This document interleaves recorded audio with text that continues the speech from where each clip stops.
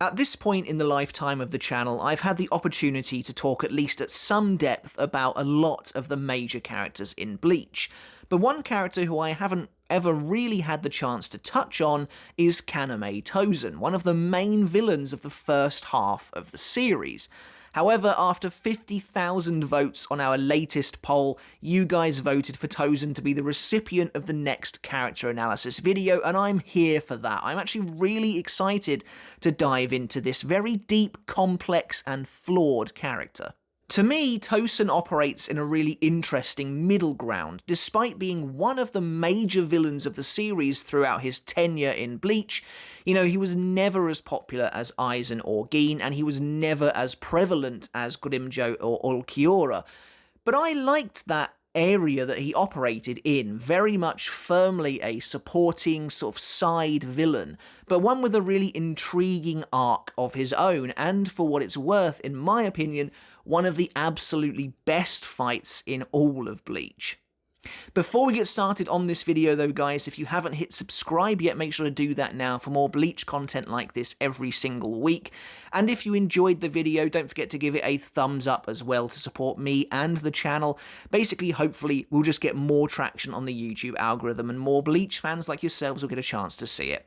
And if you really like what I do here and you want to take that support from me another step further, I do have a Patreon for my channel as well. You obviously don't have to support me over there, but if you did decide to, you can get videos like this one early and you can support me for as little as $1 a month. Everyone who is currently supporting me right now over on Patreon, who is a patron of the channel, is coming up on the screen. Thank you all so very much. A huge shout out goes out to each and every one of you. So while Kaname Tosen was never the most popular villain in Bleach, I would say that he is one of the best written of them all. I think that he is a genuinely complex, deep and flawed character, someone who thinks he is a righteous man who is following a great cause. And I just think that this is a really cool character, a really cool concept for a villain in this series. Tosen comes across in many ways like a zealot. He is almost blindly loyal to Aizen because Aizen is offering him a view of the world that aligns with how Tosen feels about things. And I think it's really intriguing seeing him enacting, almost as sort of an enforcer of Aizen, but enacting Aizen's goals. Because because to him, that is what true justice is. And justice, of course, is a huge theme when it comes to Tosen's character in general. Plenty of Bleach discourse out there will tell you that Aizen is more than just a villain, and in some ways he's not even a villain at all. He's somebody who just simply sought to change the way the world worked. And in my opinion, if you believe that, if you see Aizen from that angle, Tosen has a lot to do with that. Tosen's perception of Aizen and the potential good that Aizen could do should his plan succeed. And I think it's really kind of enlightening to get that differing perspective, and it makes Tosen more than just a two-dimensional bad guy.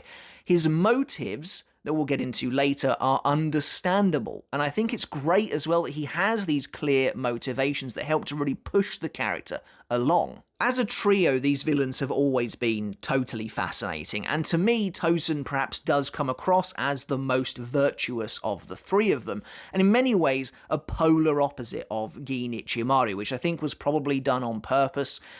Gin is shrouded in mystery to the point where his entire design reflects that. As soon as they move into the Arrancar Arc, you can no longer see his hands, which of course is quite a suspicious look for someone to have, as you don't know what they are up to. Tosen, on the other hand, is supposed to kind of come across as almost an open book, someone whose motives are very clear. It's obvious what it is he wants, and kind of just where he falls in this entire situation. He considers himself to be a pure being as well, and there is a kind of thin veneer of arrogance that goes alongside Tosen's righteousness, which again I think to kind of helps to sort of flesh him out and add another layer to this character. All that being said, and despite Tosen's role as one of Aizen's lieutenants, he doesn't play a massive part in the story. His manga lifespan runs from chapter 81, which is when a lot of captains are introduced in the Soul Society arc, right the way through to 533, but of course this character is dead long before that. It's just he gets a brand new appearance in a flashback in the 1000 Year Blood War arc. So while he doesn't play an enormous role in the story itself, the character arc that Tosen receives is a very effective one, as far as I'm concerned anyway. It's really cool seeing this kind of pious, zealous, self-righteous man slipping further and further into the darkness, his hubris taking over, that underlying arrogance finally coming out.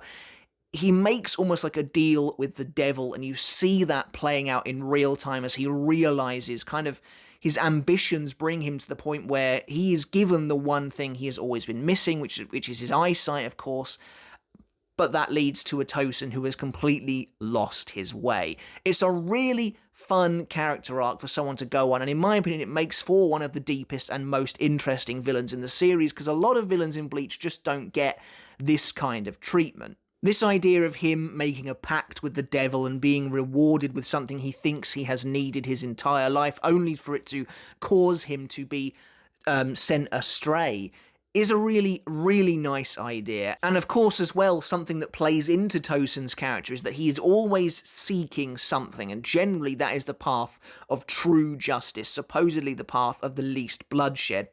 And eventually, when you reach the point where he is killed, or where he is about to die, or sort of dying anyway, where he has lost the fight, his vision clouds over again. The last thing he sees is his friend Kakyo, and she sort of disappears.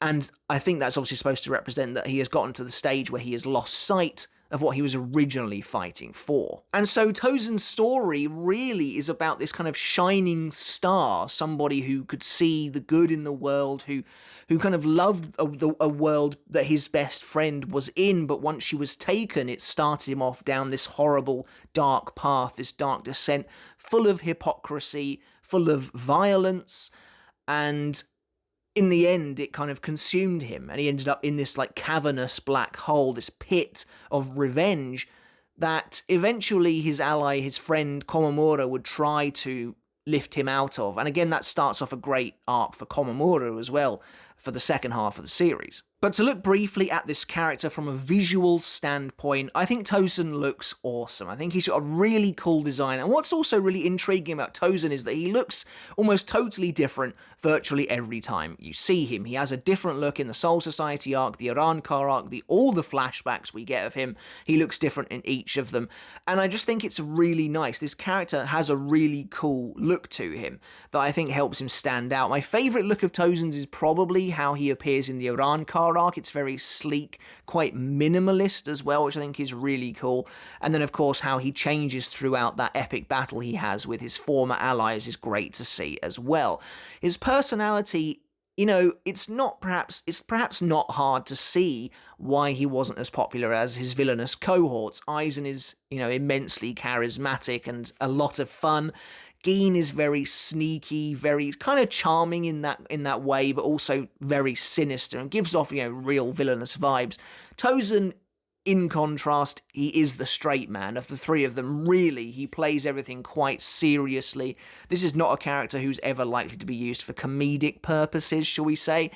And I think that works, though. He kind of comes across as almost that devout, almost religious soldier who does see Aizen as this godlike figure that he purports to be. And so I think it makes a lot of sense for Tosen to act and be this way. And I think that's pretty cool. So as for Tosen's role in the story of Bleach, like I said, he's not in it a huge amount, but there's still plenty to dive into here. But crucially, while we don't normally do these from a sort of timeline perspective, I think the most important catalyst in Tosen's life is, of course, his relationship and the fate of his close friend Kakyo, who is not actually named until the light novels Can't Fear Your Own World. But basically, he's this really close relationship with this girl, Kakyo, who kind of has this amazing pure worldview, who loves the world, but kind of wants to remove, she kind of speaks metaphorically about removing the clouds from the sky so that, you know, Kaname can kind of see the world that she does, that she loves as well. And Tosen has kind of is a bit more closed off, although he seems to obviously feel very, he can be himself around her.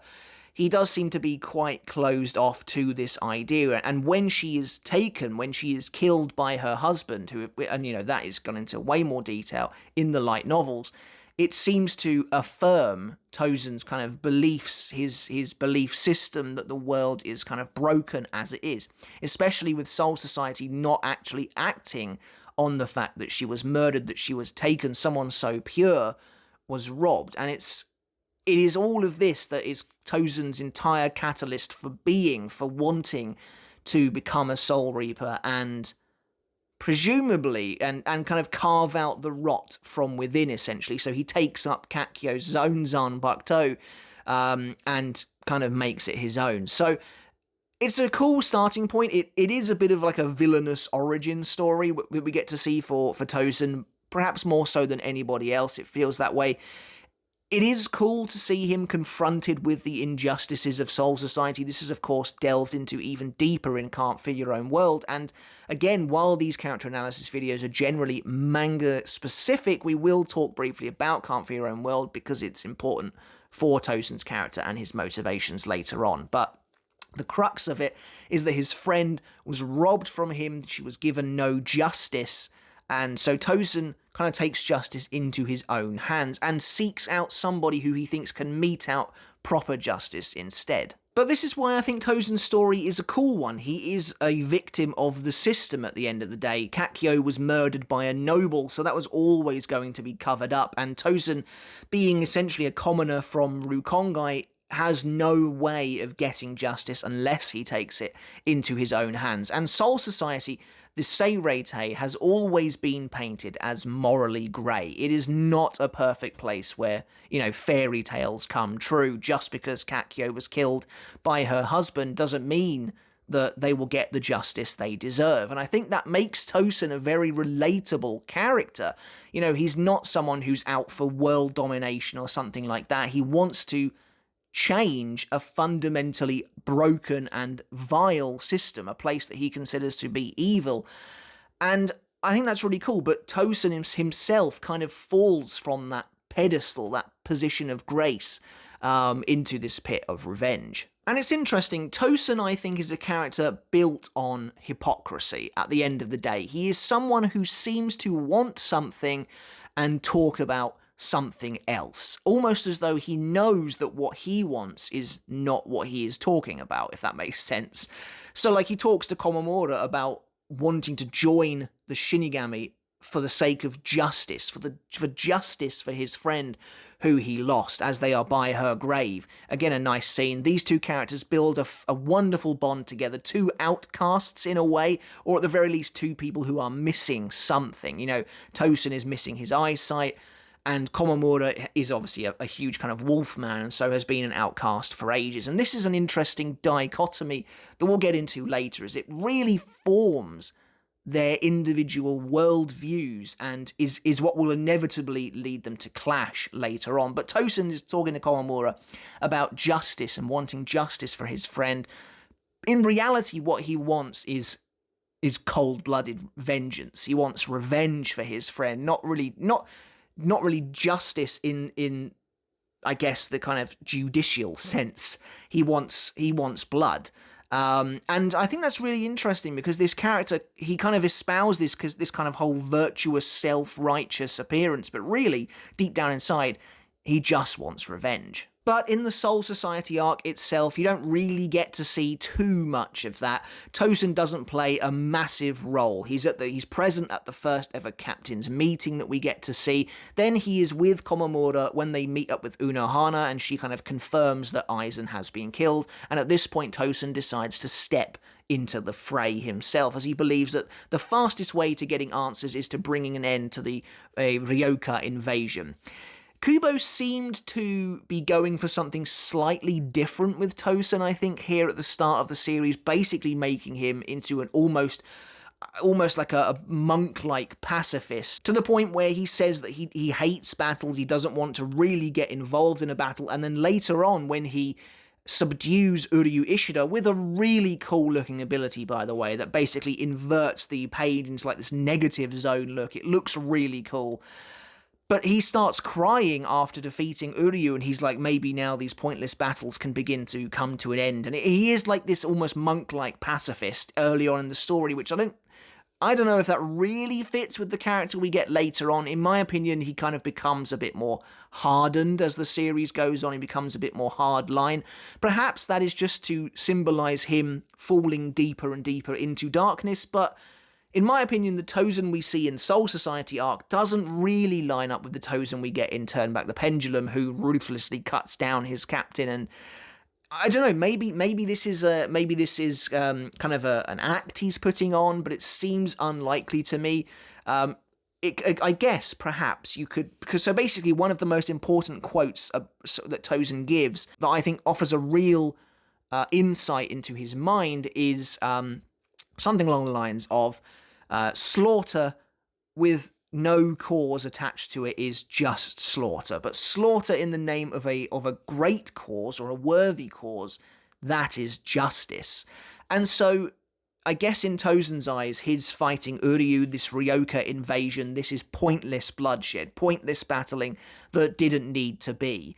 Now, the fact that he's crying about it does seem a little extreme for this character, but I guess from a philosophical standpoint, it does make sense for him to be unhappy about what's going on here.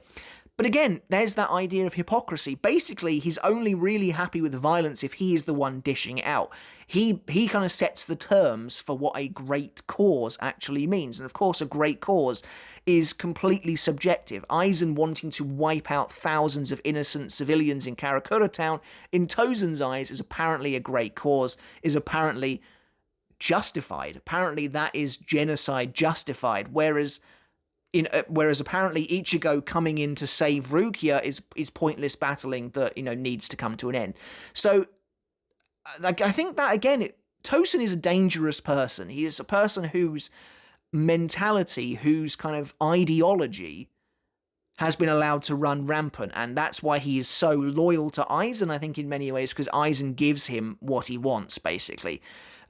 Which is, kind of a place where he can be himself, vent his frustration and almost his hatred towards Soul Society, and enact out a plan that will eventually bring it down. Another aspect of this which I find interesting is that Tosen remarks to Komamura that he thinks they walk the same path. Now, these two are friends at this point in the story, but later on Tosen would reveal that he always knew that one day they would cross blades. Now, that's interesting to me, because if he thinks they walk the same path, and we know, as we've discussed already, that Tosen is kind of a very sort of zealous man. So at this point, he's presumably already following Aizen. Basically, if Tosen truly believed that he and Komamura walked the same path, did he ever try and maybe start thinking about bringing Komamura over to Aizen's fold, if that were ever possible? Because if he chose to keep that secret from Komamura, despite believing they walked the same path, is that because he knew that what he was doing wasn't righteous after all?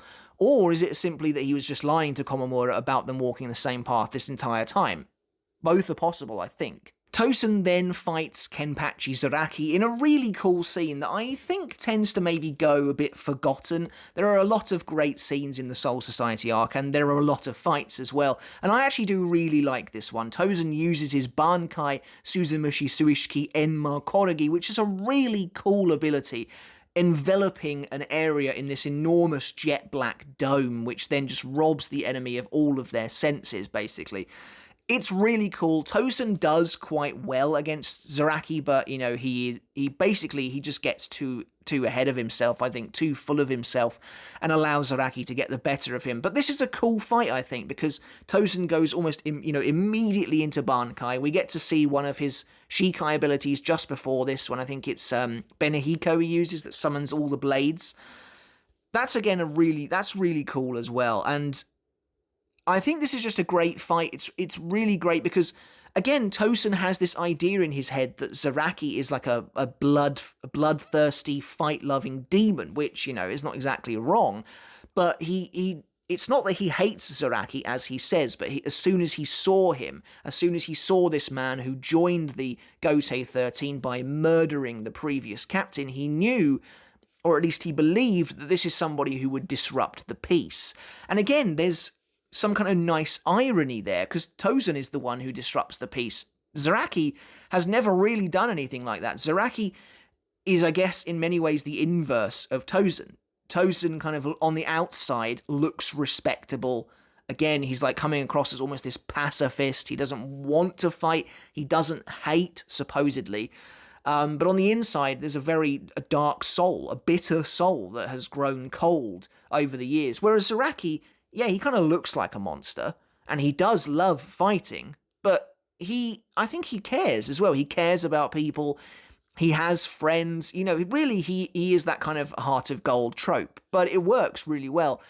And eventually Zaraki does get the better of him and nearly kills Tosen, but of course Komamura steps in. And then the arc ends with Tosen being revealed to have been a traitor all along. Aizen's Kyoka Suigetsu doesn't work on people who are blind, and therefore he has managed to coax Tosen to his side from a very, very young age, because Tosen kind of fits the worldview that Aizen is espousing, which is that the way the Soul Society currently works is broken, but we can change that.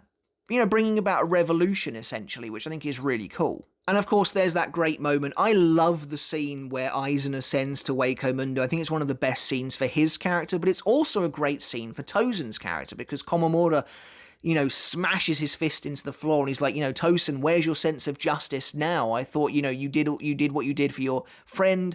Where is your sense of justice gone? And Tosen says, you know, don't be a fool, Komamura. I walk the path of least bloodshed. The path I walk that's laid out in front of my blind eyes is justice. And that is that arrogance coming out of Tosen again, where he's like, you know, it doesn't matter if you think I'm doing something wrong here. What I do, that is justice to me. And so it's this idea of Tosen being judge, jury, and executioner. He metes out the justice that he thinks is necessary. And I think that's a neat character trait for someone who has quite a lot of layers to them already. In the Arrancar arc, Tosen does even less than he did in the Soul Society arc, at least until we get to the Fate Karakura Town sub-arc.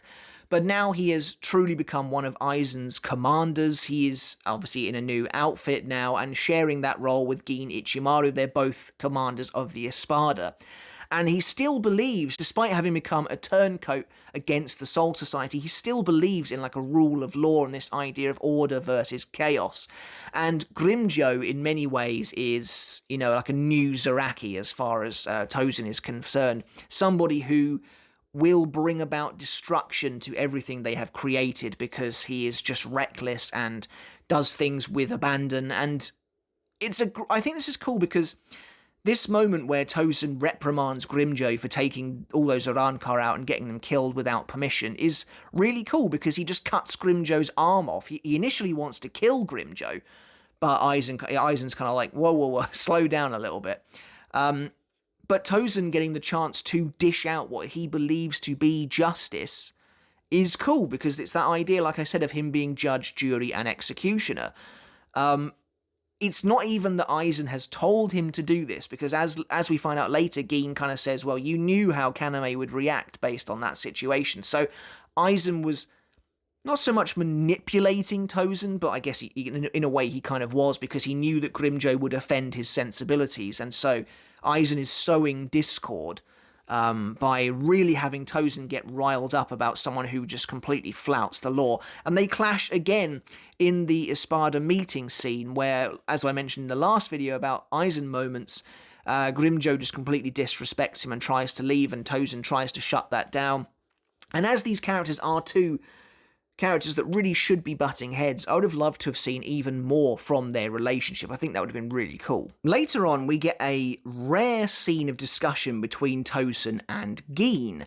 And while the contents of the discussion is quite interesting, basically talking about the current invaders, but also Wonder Weiss, who doesn't seem to trust Gin, and Tosen kind of puts that down to Gin being a sort of sneaky, sinister individual who people would be wise to mistrust. Basically kind of deciding that he and Wonder Weiss are both these supposed pure beings, although Tosen says he doesn't quite know where Wonder Weiss's purity lies yet. What's really interesting about this scene, however, is that relationship between Gin and Kaname.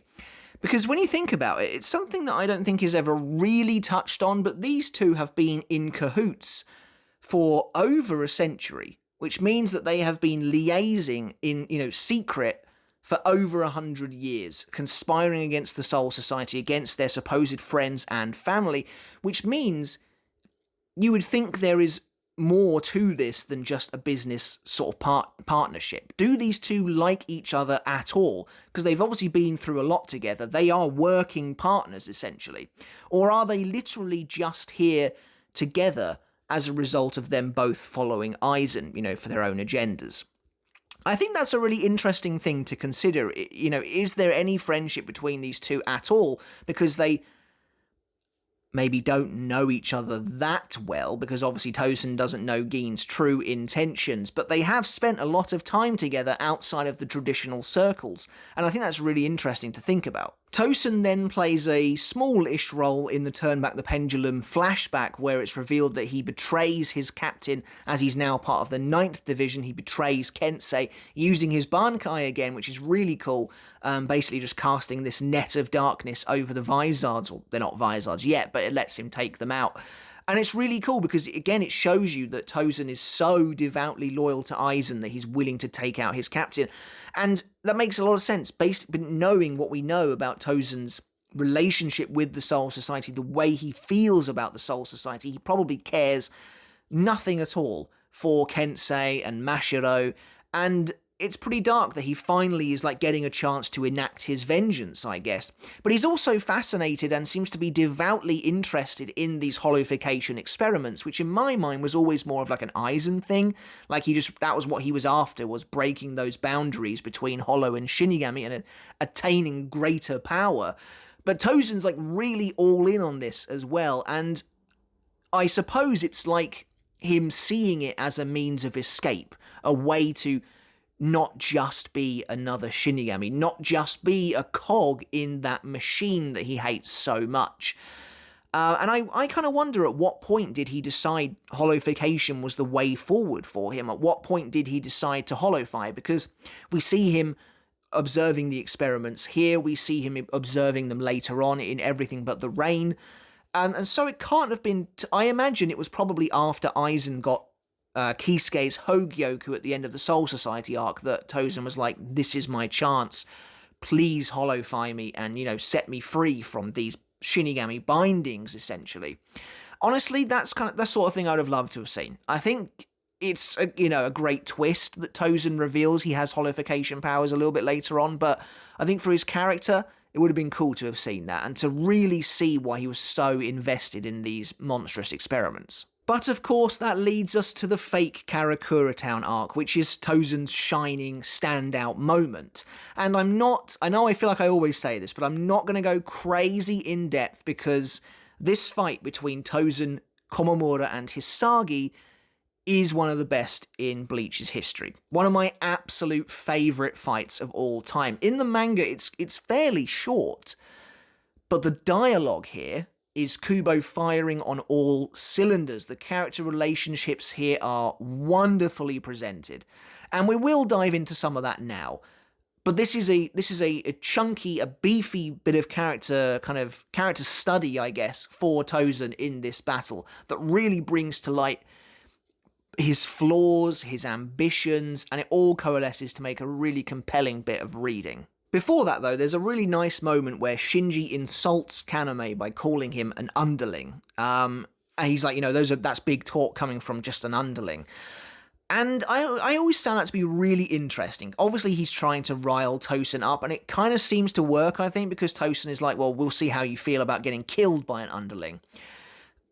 I kind of like that, though, because Shinji obviously doesn't really understand the relationship that Aizen, Gin, and Tosen have. And in many ways, that relationship is a bit strange. There's this idea that it is not your typical villainous relationship. Aizen maybe considers these guys to be not necessarily equals, and not necessarily friends either, because Aizen doesn't strike me as the type of person to be interested in that sort of relationship whatsoever. But there is, I think, a mutual respect. It's like this idea that Aizen has a grander vision for the universe, and those bold enough to take that journey with him deserve some kind of respect. And they do seem to have a quasi-friendship about them. Aizen apologizes to Gin in the Deicide arc when he accidentally distorts their passageway through the Bankai, and he apologizes to Kaname as well. Kaname gets like openly offended by Aizen in Everything But the Rain when he kind of just denounces their hard work. And Aizen's like, I'm sorry, you're right. And they have this like civilized conversation where Aizen doesn't come across as the head honcho. And on the flip side, there are moments that do feel like that feel more like the traditional master-underling relationship. For example, the most obvious one to me is when Kisuke and Tessai arrive in Turn Back the Pendulum, and Tosen is like, I'll finish them, I'll get rid of these guys. And Aizen's like, don't worry about it. And then, Tosen's like, tries to, and Aizen says, Kaname, I said don't worry about it. And he starts like crushing him with his Reiatsu. And Tosen like bows, and he's like, I'm sorry, my lord. Tosen is always calling him my lord as well, which doesn't help that power balance. You're not going to call your friend or someone who supposedly shares respect my lord. But I guess that's because Tosen, devoutly worships Aizen. I think, again, we mentioned that already, but that's one of the things that makes Tosen so cool, is that he, in an almost religious sense, does seem to worship Aizen. But I just wanted to bring that up because Tosen is an underling at the end of the day. But it in many ways doesn't really feel like it, and so their relationship is a really weird one. But yes, this is a truly wonderful fight, and it feels like Kubo wrote it incredibly well. This is a fight where I am so satisfied with the dialogue exchanges we get that I'm almost kind of surprised, to be honest, because as a real fan of the series, one of my main kind of complaints, I guess, is that when you get characters coming together that you have been really excited to see clash, sometimes Kubo doesn't do enough with it. There's not enough talking, or they don't talk about the right things, and I'm left frustrated and, sometimes dissatisfied by what goes down. Here, though, I'm fully happy with what we get. Kubo has been building to this moment since Hisagi approached Komamura on the hill where Kakyo's grave was, and they said that they would fight to open Tosen's eyes again. We've been waiting for this fight since that moment, and I don't think Kubo disappoints. Maybe the fight could be a little longer. I always envisioned in my head that Kaname would use his Bankai one last time, and he would encase Komamura in it, but then Komamura would activate Kokujo Tengen Mio, and this massive giant would just, tear out of that dark veil. But, that's a bit fanfiction-y. What we actually get is really cool anyway. And the dialogue here between them is great. So Tosen reveals that he has holification powers, he summons his mask, he attacks them both, and there's a great back and forth between him and Komamura, where Komamura claims that Tosen has fallen far, and Tosen takes that to mean that Komamura is insulting him for having achieved holification. And Tosen's, he says, you're friends with that half hollow, half Shinigami boy, why do you condemn me for achieving the same power? And Komamura's like, Ichigo didn't choose this path. You were already an extraordinary Shinigami, and yet you craved greater power. And Tosen flips that back on him, and he says, so I'm evil because I've taken the powers of a hollow. Well, that's just a narrow-minded viewpoint of someone who views all Soul Reapers as good and all hollows as evil. But Komamura comes back at him again, and he says, that is not what I'm calling depraved. That's not why you've fallen. Komamura doesn't care that Tosen has hollow powers. Komamura cares that Tosen betrayed and abandoned his friends to attain that power. I think that is a devastatingly great back and forth between these two characters that really highlights the difference in how they are attempting to approach this fight. For Komamura and Hisagi, it's deeply personal, and they are willing to wear their hearts on their sleeves and admit that outright. This is about them bringing back a fallen friend. For Tosen, he's trying to stay way above it all, and look down on them, taking a snooty moral high road, essentially. And it's not really working for him because Komamura is able to keep coming back. And you get that lovely moment where it looks like Tosen might say something, but he suddenly gets a chain wrapped around his neck. Also, if you are wondering where the title Can't Fear Your Own World comes from, well, it comes from chapter 384, Can't Fear Your Own Sword, which of course is about Hisagi, his relationship with Tosen, all that sort of thing. This idea that Tosen taught him that a true warrior, power is not what matters in being a true warrior. What really matters is knowing your power, understanding it, and crucially fearing it. Fearing the blade you wield, only then do you have the right to wield it, which is where everything came from that kind of builds to those light novels in the end. Tosen's Hollow Mask is really cool. Now, I remember it being criticised when the chapter first came out for being, just completely boring and bland. It's completely blank, essentially, save for a single slot, a single line running straight down the middle. The obvious surface level takeaway is it's just supposed to reference the fact that he's blind. Fair enough. But it is a little bit more than that, I think, as well. I think it also represents the way he perceives the world, but also it is a blank canvas for his journey to come. He has just activated his hollow powers, but he has further yet to fall. And we see that play out on his face, going from a featureless face to a monstrous face as time changes, is a really cool way of showing, showing, not telling, which is something we always talk about on this channel. One of the best things as a writer to do is to show and not tell. And as Tosen becomes more and more animated, reveals his motivations, his true underlying hatred, the mask transforms, it twists and just corrupts and looks awesome. I think when it gets the creepy skeletal mouth is when it looks the coolest. But I really love the design of this thing. I think it works really well. And in many ways, it feels like the mask represents Tosen and his volition kind of coming forth. The mask deforms and contorts and then eventually cracks wide open as he espouses his true motivation. He's saying to Komamura, why do you think I joined the Gotei 13? And Komamura's like, I thought it was for justice. You said it was justice for your friend. And Tosen's like, wouldn't it be lovely if I could just join the organization that killed my best friend and then did nothing about it, and I could just forgive and forget? That would be lovely. Beautiful. That would be absolutely just wonderful if I could do that. But if I lived within that organization without avenging her death, that would be evil. And as he kind of just goes off on that rant, his mouth is revealed, the mask opens up, and it kind of exposes the heart of the man within, which again I think is great imagery here. But the dialogue is working wonders in this scene as well, as Tosen's motives are laid bare, and Komamura does seem to talk down to him a little bit here. It does feel a little bit condescending. Komamura clearly believes he is in the right here, whereas Tosen, as kind of twisted as he might be appearing on the outside, obviously still thinks that what he is doing is righteous as well. And so it's intriguing to see one character talking to the other as though they are in the wrong, and, Komamura is like, my heart has already forgiven you. Perhaps our views are incompatible. There is no way, now that I know the truth about how you feel, I must destroy you for the sake of Soul Society. And Tosen is blunt about how he feels about that. He says, you'll kill me because we don't see eye to eye. Is that what justice is to you, Komamura? And Komamura's like, yeah. He basically says, because I do everything I do for the Soul Society, I must destroy you.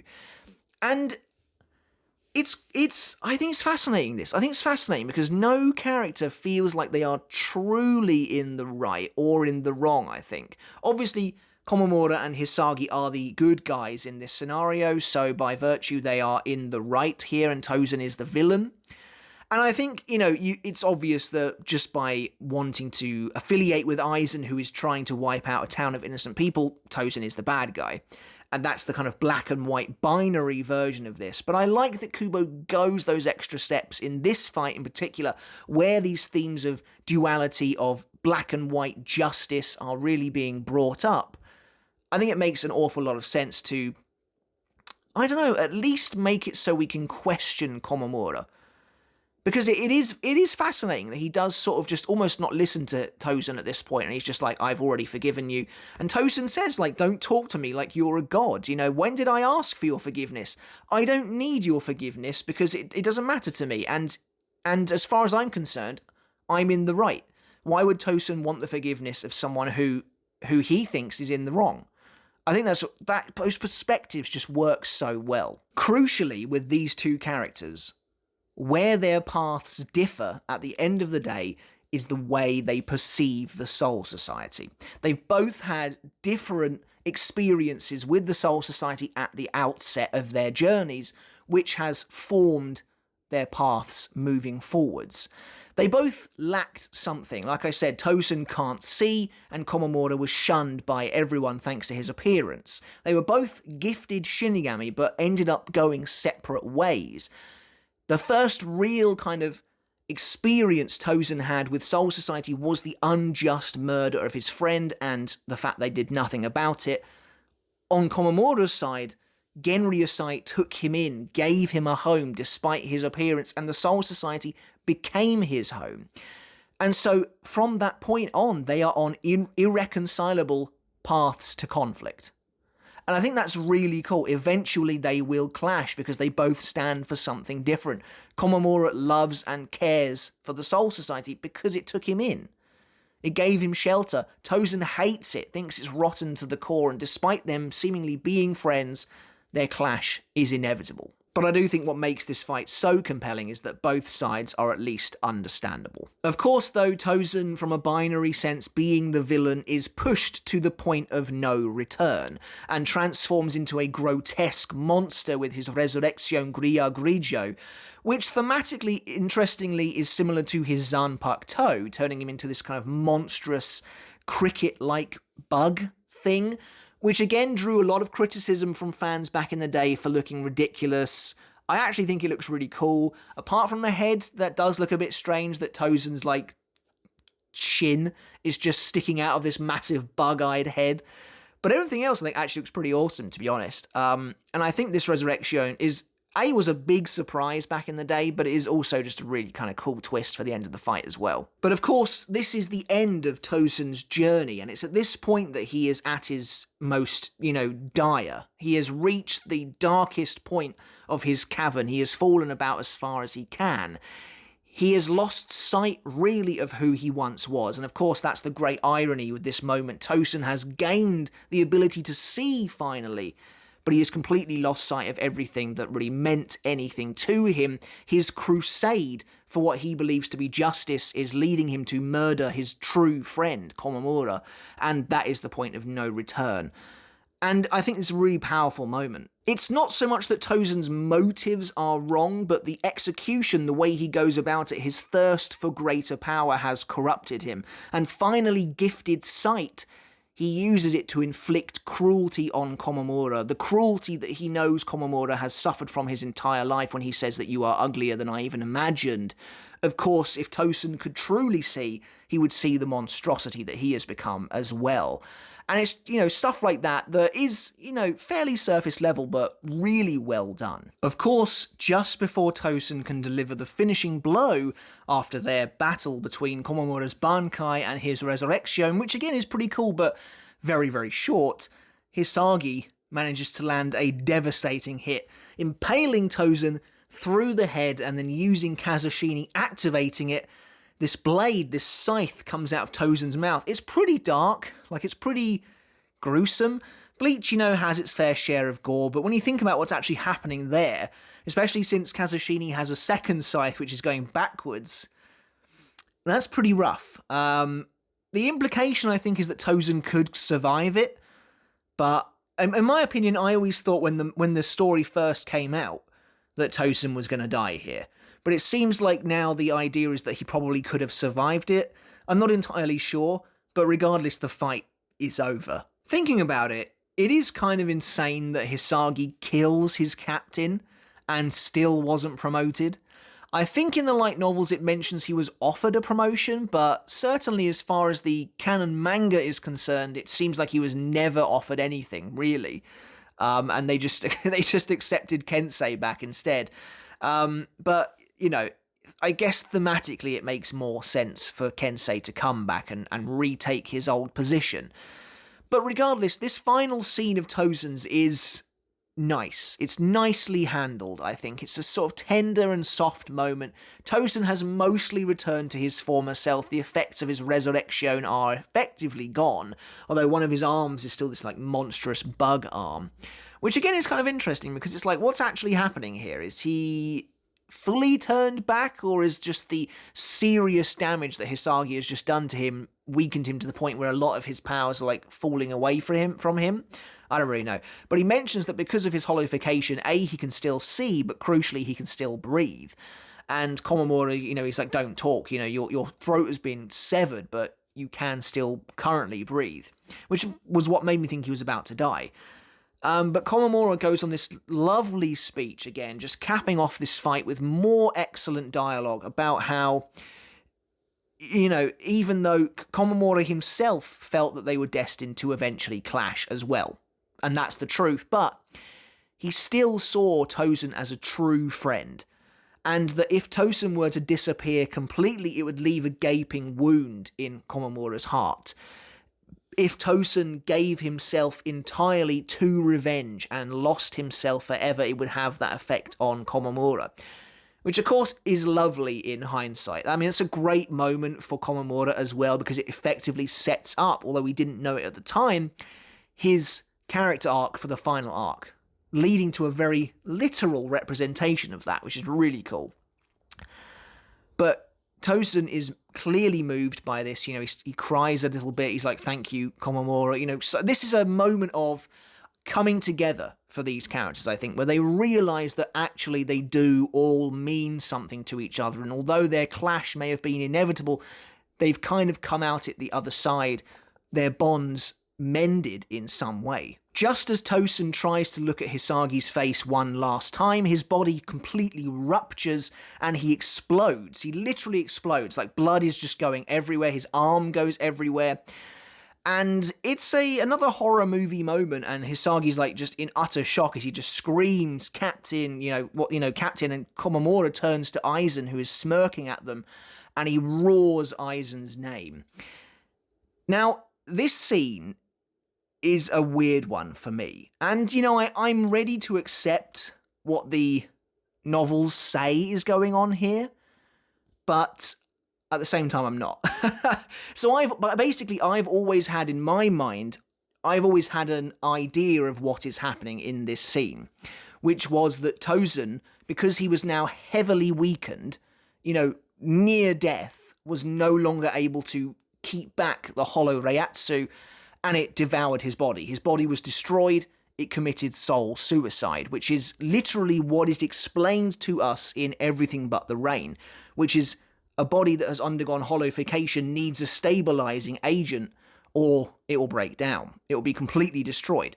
And so that is what I thought. I thought it was plain and simple, that basically his body was just blown up in that moment because it was no longer strong enough to stave off the imbalance of Reiatsu within it.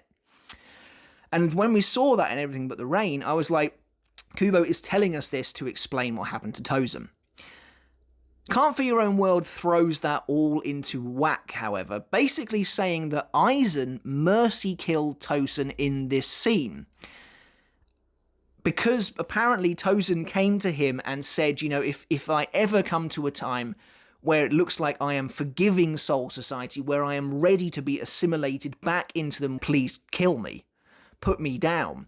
And so Aizen just sort of says in Can't For Your Own World that his reasoning for that moment was he just bestowed a mercy killing upon his most loyal servant. A final parting gift, essentially, that he knew that if Tosen was to be taken and assimilated back into Soul Society, someone with such beautiful resolve, and again, it's this idea that I mentioned earlier of Aizen having some kind of respect for the people bold enough to join him on his platform, someone with that kind of resolve would just wither and die, and he couldn't bear to see that. That is okay with me, that's fine, but in my opinion there are parts of it that don't really work. So if Aizen actually respected Tosen to the point where he wanted to give him a mercy killing, I feel like blowing his body to smithereens in the most, like, grotesque fashion possible is not particularly respectful. And also, what doesn't really work for me is that it's patently obvious that Tosen is currently enjoying a sort of a moment of reconciliation between him and Komamura and Hisagi, to the point where he's literally lifting his hand to Hisagi's face to be like, let me see your face one last time. Aizen just detonating him in that moment, again, feels a bit disrespectful. He could have just waited a little bit, and he's like literally smirking at Komamura as he turns around. And also, how does he do this? Does he just exert his spiritual pressure to blow him up, or is there a Kido that's just like a bomb? I don't know. I just don't know if that scene works for me. But it's what it said in the light novels, so I'll go with it. But also the idea of Tosen being assimilated back into the Soul Society, where he would then wither and die, also doesn't really make sense to me, because there's no way he would be assimilated back. He's going to prison. If he survived, he is going to prison. So, again, that scene has never sat right with me. But that's a me problem, and, I will take what the light novel says, because I do think it is interesting that Aizen will supposedly grant Tosen this, if that's what he so desires. I think that is kind of interesting. It adds a new dynamic to their relationship as well. And although Tosen is now out of the story, we do get to see him much later on in the 1,000-Year Blood War arc, in the Everything But the Rain flashback, which again, it is pretty nice. He doesn't play a huge role here, but he's overseeing the experiments with their hollow Shinigami hybrid, which would serve as the basis for Ichigo's kind of hollow powers, White, which is what I mentioned earlier about when he kind of gets offended at Aizen for what he says. But it's cool seeing them here. Tosen once again has a totally different look. But again, it's just nice seeing him in this instance, getting to see him ever so briefly in the final arc. And it's cool as well that Tosen would continue to have a lingering effect on Hisagi even after his betrayal. Hisagi echoes his words to Findor about not fearing your own weapon, and then even later on, Hisagi takes offense at Kensei, basically, saying Tosen was a wimp and didn't really know how to discipline his men, which again is another scene I've always found a bit weird, but regardless, it's cool to see that he had an effect on his vice captain. And that is basically it for our in-depth character analysis on Kaname Tosen. You can see by the length of the video that this is a character I have been wanting to talk about for some time.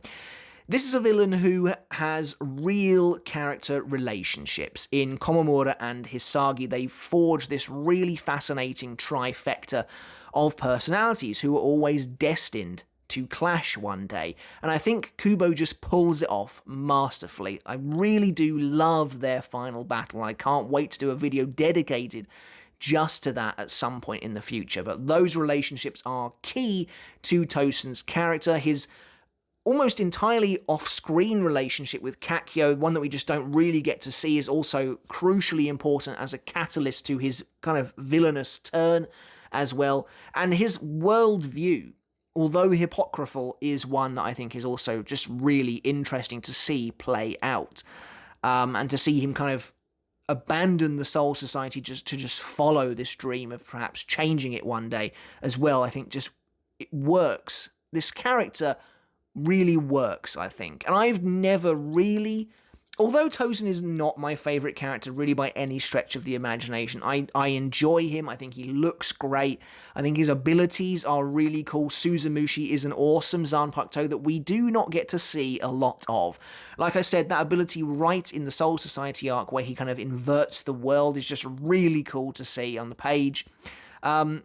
I love his Bankai as well, and his hollow powers, and everything about Tosen comes together really nicely into a satisfying package of how to do a supporting villain right. And I think that he is handled really, really well. There's an emotional core to his character in his relationship with the girl who was killed, in his relationship with Komamura and Hisagi, and you get to kind of see his destabilization in real time, and I think that's just really awesome. The character is handled exceptionally well, and he's a joy to talk about. But that's it for our video on Kaname Tosen. What do you think of this character? Do you enjoy him in Bleach? Is he one of your favourite villains? What's your favourite Tosen moment in the entire series? Perhaps a slightly deeper question, is Tosen in the right at all here? Is he right to kind of crusade against the Soul Society because they wouldn't deliver him and Kakyo justice? Or perhaps you maybe more see Komamura's side of things? Let me know in the comments below, I'd absolutely love to hear it. Don't forget to subscribe, guys, and until next time, I'll catch you later. I'll see you then.